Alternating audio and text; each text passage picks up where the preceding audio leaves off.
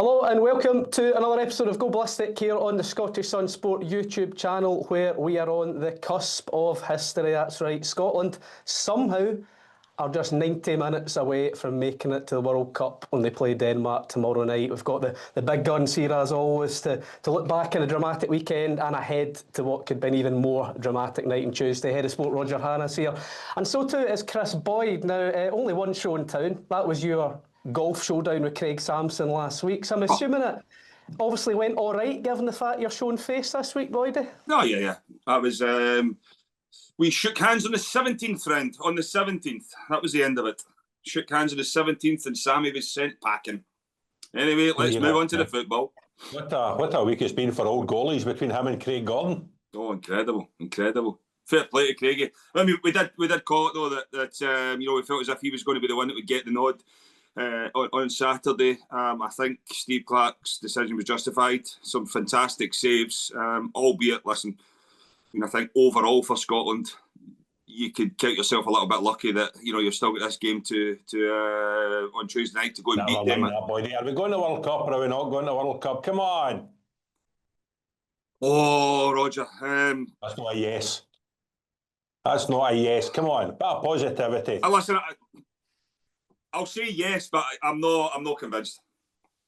I'm not convinced. I think we finished the game obviously strong on Saturday night, but the way that the Greeks were able to cut through us, the opening stages of the match, in fact, for 60 odd minutes, would be a concern for Steve Clarke. It would be. Listen, I know Denmark will come, they'll play a different style. They've obviously got their own problems. Hojlund's, I think he's been ill, but for me, it was probably just a case of we'll leave him for Tuesday night. We'll have enough to get past Belarus. That didn't work out. I'd imagine he'll come straight back into the starting lineup, and he is a threat. So, I mean, Roger, I don't know what the Scotland do at centre-back, because it wasn't Grant Hanley's best performance. McKenna come on for him. Yeah, he's not played the September and October double-headers. They only played Hanley one game either time, played him in the first game and then left him out. I think it was set up McKenna. Yeah. But they're going to have to defend a lot better. That might be the only change. Yeah. No, I could see that. Obviously, in terms of Billy Gilmour, but I can't see Billy Gilmour coming. Having not trained on and coming back and everything. I don't think that'll happen. I mean, Steve Clarke's not been picking him anyway, boy. Yeah, that's what I'm saying. Steve Clarke was a first choice anyway. He's not been first choice for Steve Clarke anyway, so I would imagine he will go with Christie and Ferguson in there again.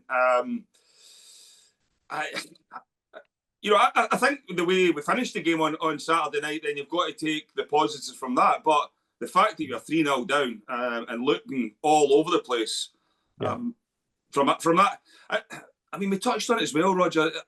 Steve Clarke's usually got that, well, the team's usually got that shape about them. You feel as if, even if they have, lost a goal, they never seem to get cut wide open. Whereas on Saturday night, it was just, they were all over the place. The starts have been a worry as well for me, boy. I know we got 0-0 in Copenhagen in the first game. It didn't start well. The last three games, it's taken a Greek goal at Hampden to knock us into shape. It's taken a Belarus equaliser at Hampden to knock us into shape.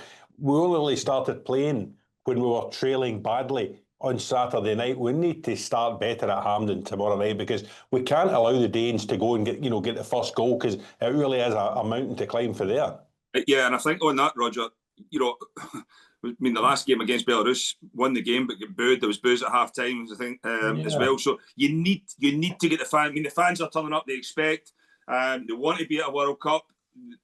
Take nothing away from the group. It's given itself an unbelievable chance of getting there. So, as I said, you want to get there on Tuesday night. Keep the fans on side. Start the game really, really well, and then hopefully you can get the job done. The last thing you want to do is allow the Danes to grow into the game, and then they're asking questions. The fans are getting frustrated. Then that ends up on the pitch, and the players end up nervous. And so, listen, I think everybody needs to stick together, and hopefully we get that positive result for the country. As I said, it's going to take one almighty 90 minutes to do it, because, as Roger says there, and I said it earlier, I don't think starting the games has been Scotland's they've been good at recently, and they're going to have to do this because you get the feeling if the Danes have to get ahead and then we are pushing to try and get back into it, they've got pace that can hit you in the counter-attack.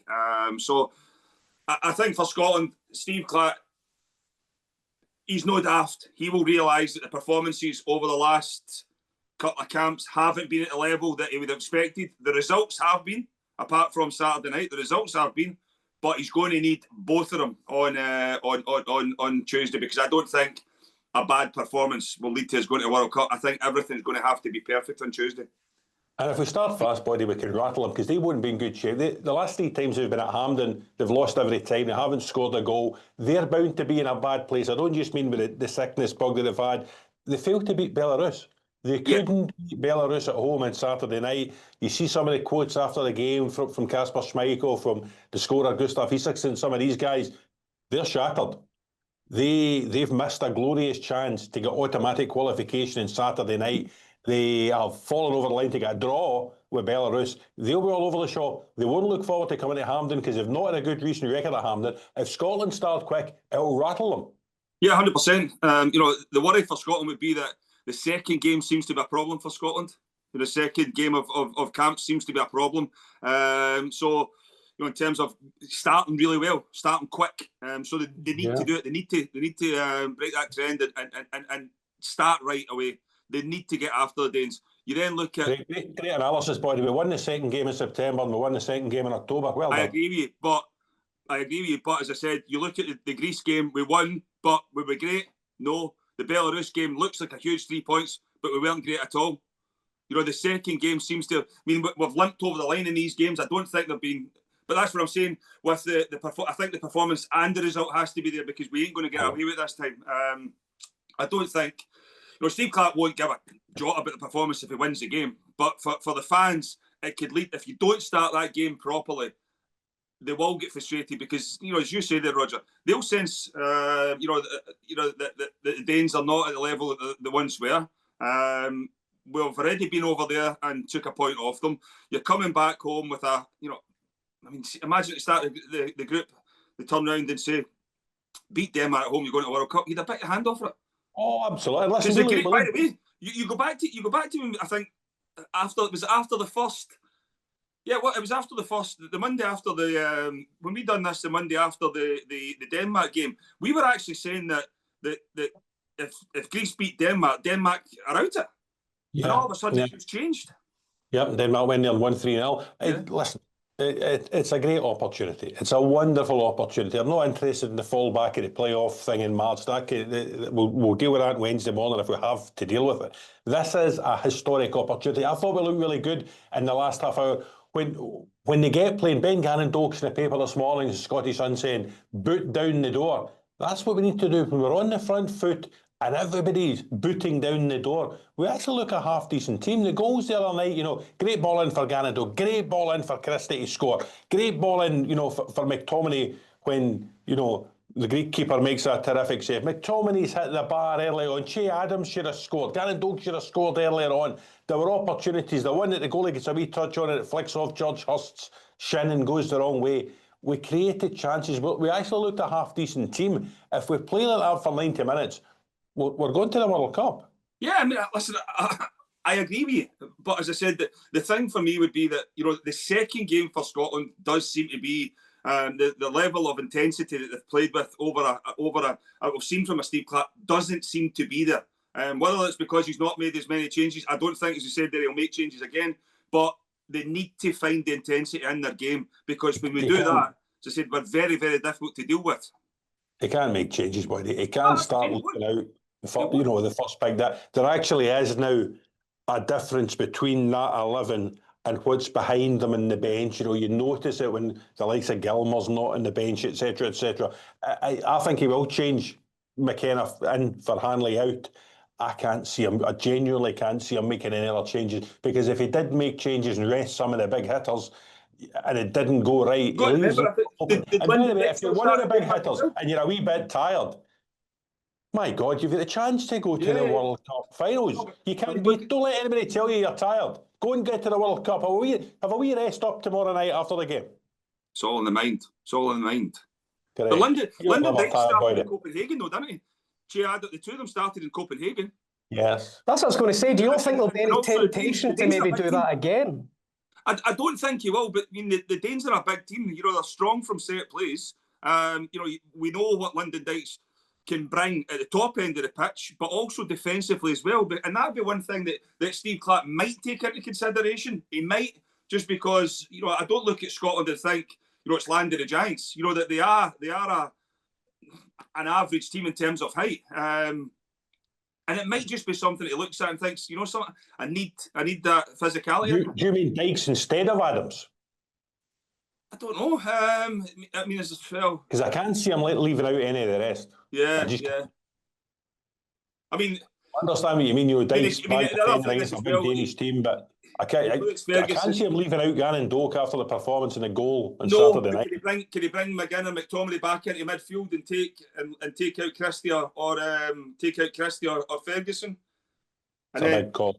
I agree with you. I agree. I mean, I agree it is a big call, but I'm just thinking from the attacking sense, we know what Lyndon Dykes brings, but also defensively, you know, he is a big boy. He'll go and win his headers. He brings a little bit more physicality to the team.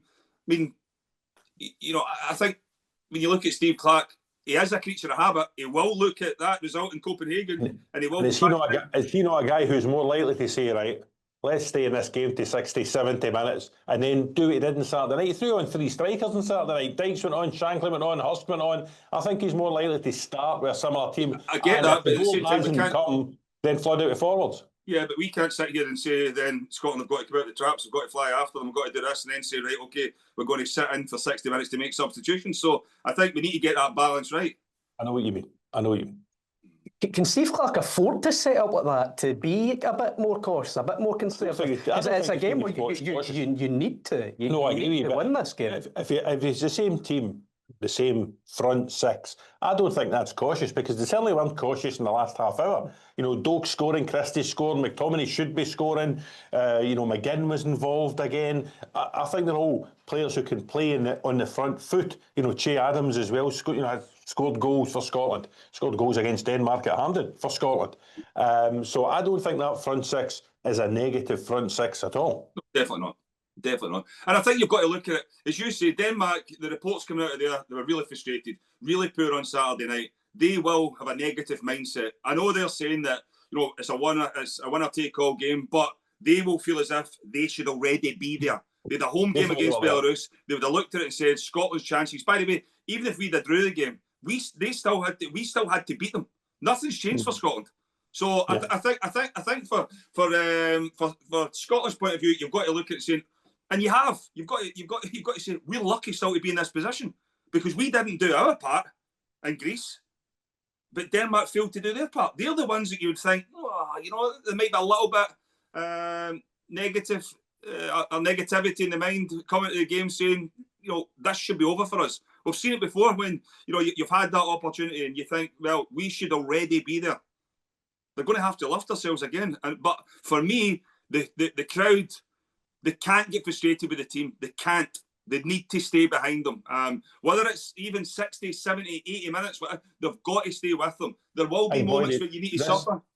This might be our best chance, by the way, because if we go I think when you see some of the, you know, you could end up Italy away, Poland away. You could end up with, you know, something like that you need to win to get to the World Cup. The one thing I will say, Roger, is you Denmark at home to get to the World Cup finals. This might be Steve Clarke's best chance tomorrow night. I agree with you, but and I know we are guilty of it in this country. Even when Rangers, Celtic, our teams are going and playing European, you look at them and think, oh, they're huge. The exact same in the national team. And you're going, I mean, I watched Italy last night. For the first half, they were decent, but honestly, see once Norway started asking questions of them, they fell apart. You know, but the thing is, you have a chance. But I agree with you. If you had said at the start of this campaign, you'll have a home game against Denmark. If you win it, you go to the World Cup. Everybody would have bit your hand off it. It's fantastic. You know, if you were to ask Steve Clarke about what you were just talking about there, Boyd, the sort of negative mindset that Denmark are going to be in, maybe as well as this sickness bug that we know is doing the round that robbed them of a couple of players the first leg, the first game of the weekend there. We wait to see how that's affected them tomorrow. See, Clarke would probably say he's not focusing on those things, but surely both of those things very much will be coming into his mind as he's going in to set this team up for tomorrow night. Yeah, they have to be, because I know we've lost on Saturday night, but we've actually finished in the front foot, and there's the positivity because, my God, we've got away with one here. We've really got away with one. We've lost the game and we're still in it. It's a bit like last month. Those 2 games, the performances weren't great, but we get 6 points. We got away with it. And you begin to get that mindset that this could be set up for us. This might be written in the stars for us that we're going there. The Danes will be in a downer. They thought they were there. They were 1-0 up at home to Belarus. As Scotland were 3-0 down in Greece. They were there. They were packing their bags to go to the States next summer, and they've blown it. So they're bound to be in a negative mindset. They've got an away game at a full house Hampden where they don't have a great record in recent times. I'll tell you, they will be on the back foot. Jonathon, honestly, I don't see in terms of a sickness bug in that. Listen, that's what they're saying, so you have to believe them. But I think for me, they would have thought that Scotland, there's a right good chance Scotland will go to Greece and come away with a positive result, and they're keeping some players for, especially Hojlund. For me, he would have been the one at the top end of the pitch where you think to yourself, yeah, he can cause you problems. Let's rest him up, make sure he is ready for Tuesday night. And it's backfired. I mean, you look at, I think a lot of people, and including ourselves, looked at Steve Clarke and listened to Steve Clarke after the Belarus game where we didn't play well. But it was a relief just to get the 3 points and move on. You look at, I mean, they were dogged, they were hard to get through. I think the start of the campaign, they were really poor, but they have improved. And you've got to then say, you go to Saturday night, Roger, to turn that around, to lead 2-1, and then for Denmark to come back and grab that equaliser late on. A lot of credit for needs to go to Belarus as well, because they could quite easily just went and rolled over. So, they've put in a performance that keeps our World Cup hopes alive. 4 goals for Hojlund in this qualifying campaign, very much been the focal point of that Danish attack. He's found good form in Italy with Napoli this season as well after his difficult times at Manchester United. As Boyd says, chances are he's going to be back in for this one. Is that the way Scotland can get a positive result here, by stopping this physicality, stopping that Danish attack? Is that the key to success here? And I suppose the second point of that is, do you think there's any temptation to maybe go back to a back 3/back 5 in this whatsoever to combat that physicality? No, not at all. Not at all. No, I don't see that happening at all. I know what you mean about Hojlund. He's a decent player. Yeah, he plays for Napoli. We've got Scott McTominay that plays for Napoli. Absolutely. And we've got Lewis Ferguson that plays with Bologna. And we've got the 2 boys that scored at the weekend. They're both playing for Bournemouth up in the top 6 or 7 in the English Premier League. And we've got John McGinn captaining Villa in the Champions League. So sometimes I think we overplay what the opposition players do. Our captains won the Champions League with Liverpool. So we've got decent players there. I wouldn't worry overly about Hojlund. Had it been Erling Haaland, who's got 16 goals in the qualifiers, twice as many as the second place scorer. If it had been Erling Haaland, yes, I'd have been worried. If it had been Harry Kane, 8 goals, yes, I'd be worried. But Hojlund, good player, but let's not, panic too much about him, because we've got good players too. I think you look at Denmark and it is the same as a lot of the Scandinavians. Haaland is obviously the standout player with Norway. There's a few, but the thing that always strikes me, Roger, and I don't know if you're the same with the Scandinavian teams, they always seem to work as a team. They've got good connection all the way through their team. Yes, they might depend on some individuals sometimes to win them games, but I look at Denmark, and if you take your Højbjerg, what do you call them, Damsgaard, Norgard, they're all good team players. They're all, they'll come, they'll be organised, they'll be hard to beat, they're good at what they do. But I don't see, as Roger says, once you start rhyming off the Scottish players that we've got in that team, we should have enough to win this game. The thing is, we made a good point. Damsgaard, who plays with Aaron Hickey at Brentford, he scored the first goal against Belarus early on in the park in Copenhagen on Saturday night. Good player, scored in the semi-final of the Euros against England at Wembley. But I almost get the feeling that Rhyming off some of those names. Højbjerg in the middle of the park for a start. Christian Eriksen as well. Christensen that's at Barcelona. Guys like that. I think this Danish team's slightly on the way down. Yeah. 100%. It's not the team it was at the last Euros. And we might just be able to nip them. Yeah, I mean, I think when you look at Christian Eriksen as well, I mean, he's getting to an age now where, I mean, everything that he's came through. I mean, I think it was one of the last games he was left out, and then they were saying, "Oh, we need to get Eriksen back in," and he comes back, and he's the one that makes them tick. So there is no doubt that he is, a threat. He is someone who he can. We've seen it for a number of years in terms of picking. Players are running off the ball. He'll find them. His vision's unbelievable. He's technically very good. But again, for me, Christian Eriksen, he's a good teammate. He'll put a shift in for the team, and that's the thing with the Danes. You look at them. A lot of teams you will look and say, if you stop him playing, you've got a right good chance. Denmark, you just feel as if it's 11 players that are ready to go. Can't say go to war, but you have to win the battle against the 11 players if you're going to win the game, because they're all in it together. They're a decent enough team, but we should have enough. There we go. A nice jumper, buddy. Isn't it? Be Navy one. Navy and white. I've got a memo as well about the Navy and white. It's just Jonathon that's let us down. Big Scotland Day. Need being Navy and white. Well, Jonathon, come on. I'm just capturing the mood just in case it doesn't go to plan tomorrow. Somebody's got to. I think that's where we'll finish then. So let's have some bold predictions. What's going to happen tomorrow? What's the score? Will we be happy when we're next sat in here talking about this game? We'll be happy. Scotland will win 2-1. We're going to the World Cup finals.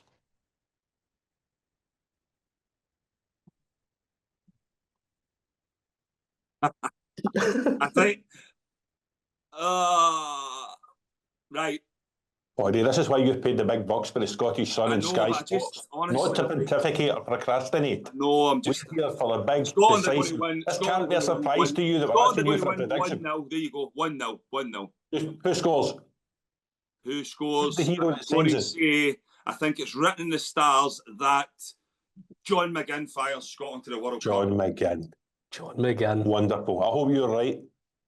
I'm going for that. John McGinn, 1-0, sends Scotland to the World Cup. And then it'll be interesting to see, are we going to be doing this in America in the summer? Or are we just going to be sitting in a living room doing Tennessee? Eh? From Bolton to Tennessee. Correct. That's what we're going to do next summer. What are we going to do? Or am I going with Roger? Am I going with Roberto, sorry? It's a long time to next June, buddy. To be fair, I actually think I would need to decline that offer. I couldn't listen to him for 3-4 weeks. Dear. You wouldn't like the golf courses over there. They're not links. Well, the way my game's coming on right now, I can play anywhere, friend. The way to the most blown Masters today. Poor Robert, every week. Poor guy's not even here. We know he's not there. It's a working day. There we go again. And on that note, I think it's just left to say, come on, Scotland. Come on, Scotland. Come on, Scotland. Come on, Scotland.